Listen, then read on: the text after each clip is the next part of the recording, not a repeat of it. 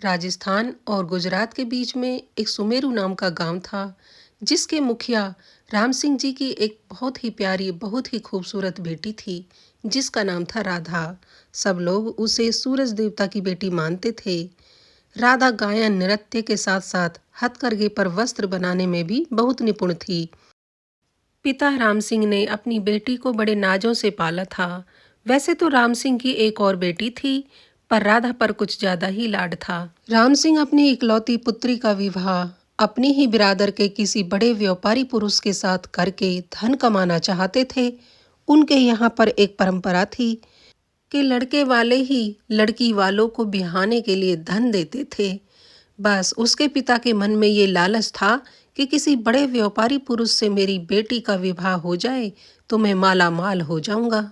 उस क्षेत्र में हर वर्ष औरतों की हथकरघे पर कपड़े बुनने की प्रतियोगिता होती थी और पुरुषों की तीर कमान चलाने की। इस साल भी प्रतियोगिता हुई तो राधा ने हर साल की तरह उसमें भाग लिया और हर वर्ष की तरह राधा को ही प्रथम पुरस्कार मिला। इस वर्ष तो राधा ने कमाल ही कर दिया। आकाश से नीले रंग की रेशमी शॉल पर चांद, सितारे और तारे सफेद सुनहरे रंग के लाल गुलाबी फूल बुने। चारों तरफ नक्षत्रों की झालर बुनकर शॉल को सजाया था। विश्वास ही नहीं होता था कि ये बुनी हुई शॉल है। लगता था कि जैसे किसी कुशल चित्रकार ने सुंदर तस्वीर बनाई हो। उधर पुरुषों की प्रतियोगिता में सूरज नाम के एक युवक ने तो तीर कमान के मामले में कमाल ही कर दिया। उड़ते हुए नकली पंछी, तितलियों के ऐसे निशाने साधे कि कोई उसके आसपास भी न रह पाया। प्रतियोगिता के बाद हुए नृत्य में राधा और सूरज पहली बार मिले और पहली मुलाकात में ही एक दूसरे को चाहने लगे। उनको नृत्य करते देख लोग भी कह उठे, वाह क्या सुंदर जोड़ी है। अब दोनों चुपके चुपके रोज मिलने लगे। छुपते छुपाते मिलते थे, क्योंकि दोनों को पता था कि राधा के पिता को किसी भी तरह से दोनों का विवाह मंजूर नहीं होगा। इसलिए उन दोनों ने चुपके से विवाह भी कर लिया।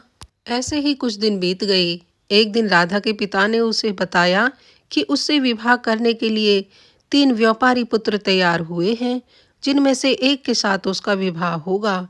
तब राधा ने अपने पिता के सामने हाथ जोड़ते हुए कहा कि उसका विवाह हो चुका है। तो पिता ने कहा, वह ऐसे विवाह को नहीं मानता और ना ही वो तीनों व्यापारी पुरुष मानेंगे, और मैं उनको नाराज नहीं कर सकता। इसलिए एक ही उपाय है। वो क्या पिताजी? राधा ने पूछा। सबको एकत्रित करके एक शर्त रखा जाए। जो शर्त पूरी करेगा वही तुम्हारा पति होगा। तीनों व्यापारी पुत्र और सूरज को बुलाया गया। पहली शर्त है कि चारों को जमीन पर इस तरह नृत्य करना या कूदना होगा कि जमीन से संगीत की ध्वनि आए। शर्त सुनकर सूरज और राधा परेशान हो गए। सूरज की बहन ने सूरज को समझाया कि तुम चिंता ना करो, जहाँ पर सूरज नृत्य करेगा वहां पर मैं पीतल की थाली यानी कि पीतल की तस्तरियां मिट्टी के नीचे दबा दूंगी। नृत्य प्रारंभ हुआ। तीनों व्यापारी पुरुष नृत्य करने लगे। तीनों व्यापारियों ने अनेक बार उछल कूद करने की कोशिश की, पर फिर भी कोई आवाज नहीं आई। पर सूरज ने जैसे ही नृत्य प्रारंभ किया,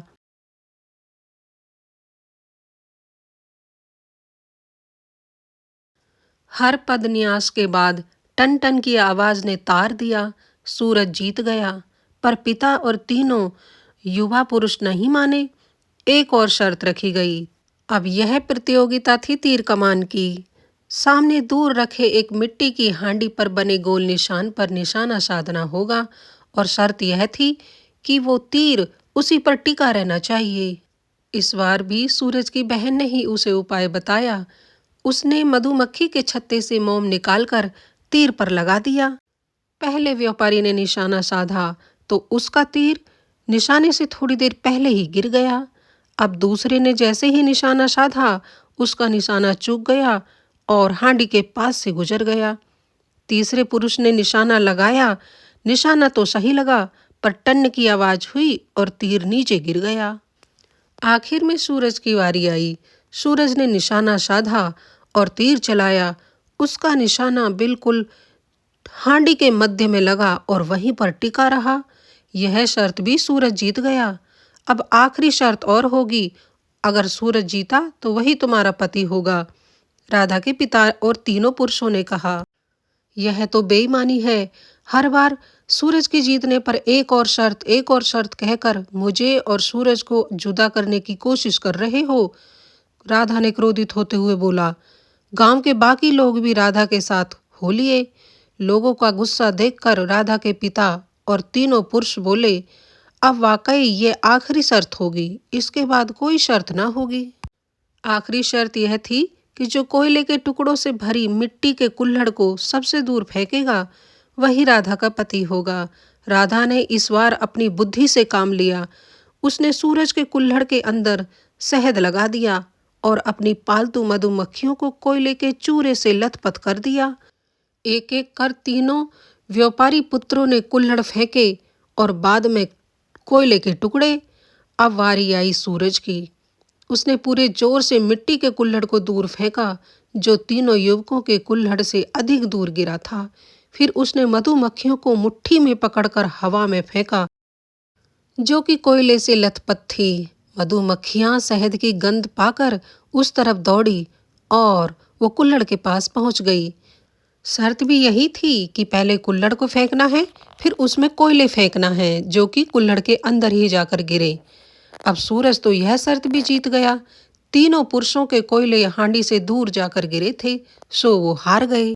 सभी लोग सूरज की जय जयकार करने लगे। सबने सूरज को अपने कंधे पर उठा लिया। चारों ओर खुशी का माहौल था। मैं कल सुबह इसी जगह सूरज और राधा का विवाह रचाऊंगा। सब लोगों को निमंत्रण है। राधा के पिता ने ऐलान किया। अगली सुबह राधा दुल्हन की तरह सजकर मैदान में पहुंची, तब हैरान रह गई। सूरज के वेश में 4 जने खड़े थे। यह भी एक चाल थी। पहचानो कौन है सूरज और उसे माला पहनाओ, राधा के पिता ने कहा। राधा ने थोड़ी देर आंखें बंद करी, फिर बोली, मैं सबसे पहले हाथ मिलाऊंगी और फिर माला पहनाऊंगी। तीनों व्यापारी पुरुष बड़े खुश हुए। राधा ने देखा कि एक चुपचाप खड़ा हुआ है।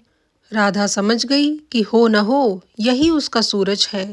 राधा हाथ मिलाने के लिए पहले व्यापारी से आगे बढ़ी तो उसने राधा का हाथ जोर से दबाया और आंख मार दी। राधा ने गुस्से में अपना हाथ छुड़ाया और दूसरे व्यापारी से हाथ मिलाने के लिए पहुंची तो वह तो उतावला होकर इतना पगला गया कि बाहें पसार कर राधा को गले लगाने के लिए आगे बढ़ा।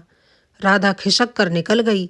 तभी तीसरे पुरुष ने उतावला होकर हाथ आगे बढ़ाया। हाथ पकड़कर जोर जोर से हिलाने लगा। बड़ी मुश्किल से राधा ने अपना हाथ छुड़ाया।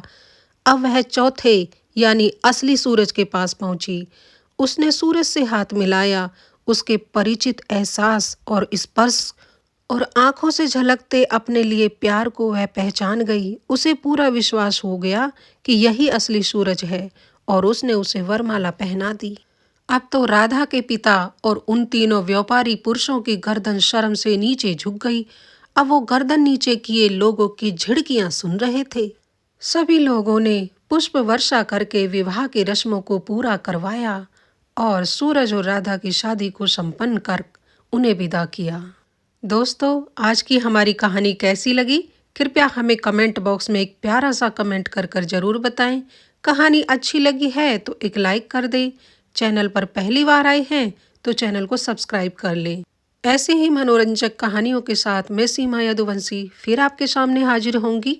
राधे राधे।